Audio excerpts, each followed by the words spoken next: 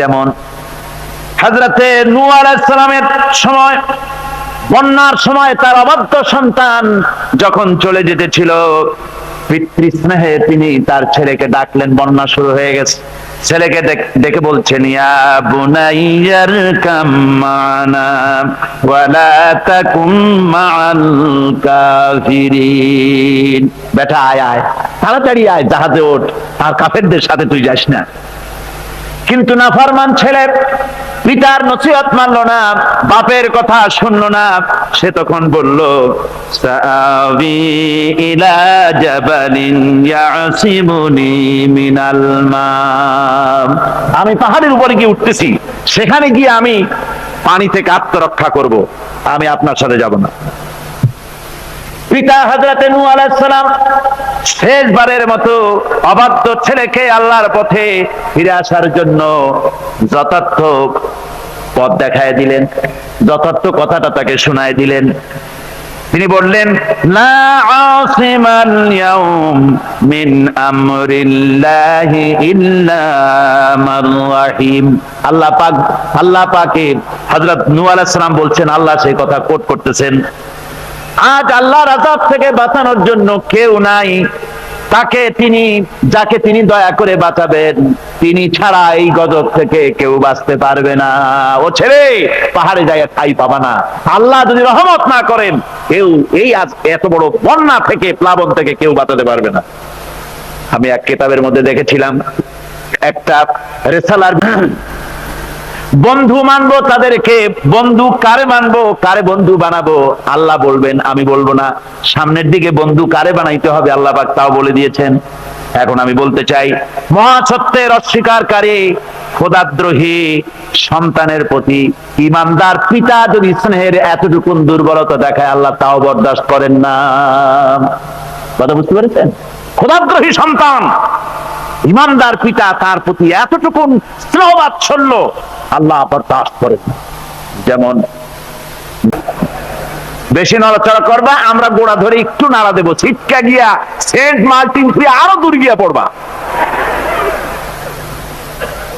যারা এই সমস্ত দিনদার ইমানদার লোকদেরকে যারা গালি দিল, মৌলবাদী বলে, রক্ষণশীল ধর্মান্ধ বলে যারা গালি দিয়েছে, কিয়ামতের দিন তারা নিজেদেরকে তো ভালো মনে করে, আমাদের বলে মৌলবাদী, আর ওরা ভালো ফার্স্ট ক্লাস নাগরিক, ওরা নিজেদেরকে খুব সুপার কোয়ালিটি মনে করে। এখন সুপার কোয়ালিটি মনে করিয়া কিয়ামতে যাবে জাহান্নামে। কোথায় যাবে? এই জাহান্নামে গিয়া জাহান্নামের মারাত্মক পরিণতি দেখে তারপরে এদিক ওদিক তাকাবে, যেগুলারে মৌলবাদী বলে গালা দিয়েছিলাম সেগুলো কই? আল্লাহ পাক বলেন, ওয়াকালু মা লানা লা নারা রিজালান কুননা নাউদ্দুহুম মিনাল আশরাত। ওরা এদিক ওদিক তাকাবে আর বলবে, যেগুলারে গালি দিছিলাম, নিকৃষ্ট বলতাম, যেগুলাকে ঘৃণা করতাম, সেই লোকগুলা কই? তাদেরকে তো দেখতেছি না। ইত্তাখাযনাহুম সিখরিয়া আম যাগাত আনহুমুল আবসার।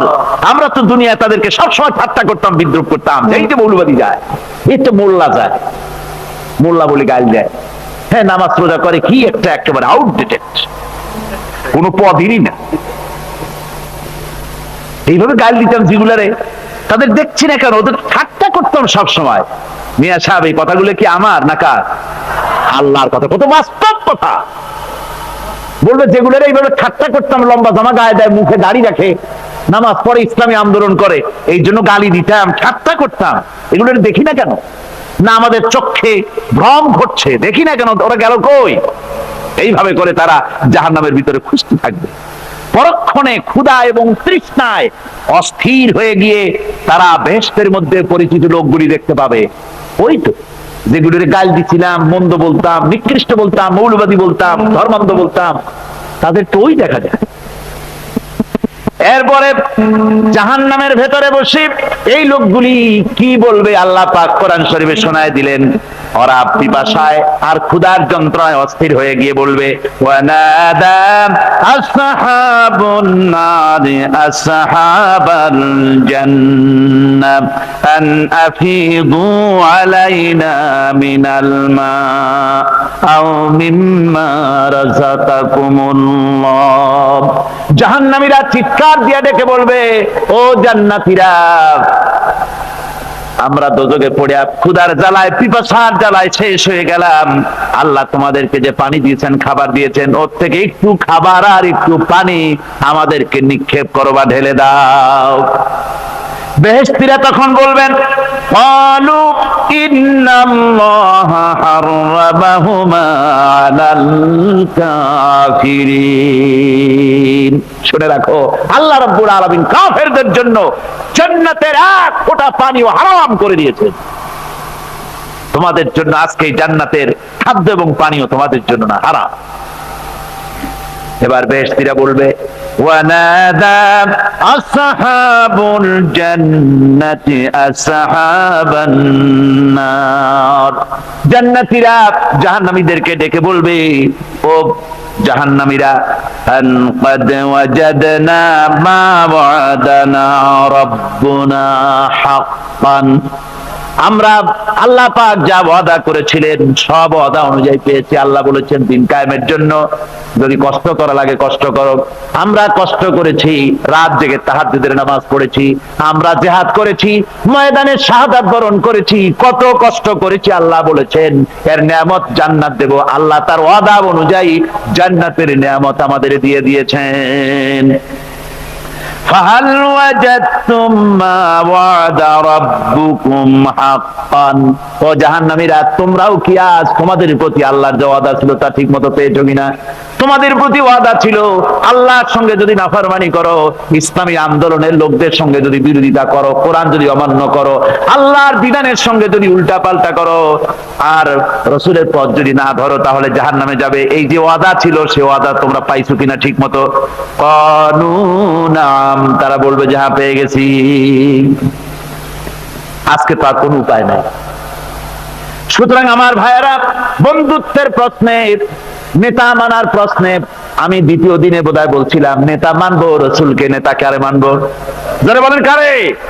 আর রসুলের অনুসরণ করে যারা নেতৃত্ব দেবে তাদেরকে মানবো, অন্য কাউকে নেতা বলে মানবো না। বুঝি ওরা আবার তা বোঝেন। ওরা বলে রিঅ্যাকশনারি, আমরা বলি হ্যাঁ আমরা তো রিঅ্যাকশনারি, আমাদের অ্যাকশন আছে বলেই তো রিঅ্যাকশন হয়। তোমাদের অ্যাকশনও নাই, রিঅ্যাকশন নাই। ওরা বলে প্রতিক্রিয়াশীল, অবশ্যই আমরা প্রতিক্রিয়াশীল। ইমানের ক্রিয়া আছে, ইমান বহির্ভূত যা দেখি শরীরের ভিতর আগুন জ্বলে ওঠে। আর তোমরা তো প্যারালাইজড, তোমাদের কোনো অনুভূতি নাই। ওরা আমাদের গাইল দেয়, কয় মৌলবাদী। আমি বহুবার বলেছি যে আমরা মৌলবাদী, 1000 বার মৌলবাদী, একবার না। তোমরা খুঁটির সাথে ঠ্যাং বাঁধাইয়া চিৎকার মেরে মৌলবাদী বলে গাল দাও, ওটা গাল নয়, আমাদের জন্য ওটা নেয়ামত। আমরা মৌলবাদী অর্থাৎ মূলবাদী।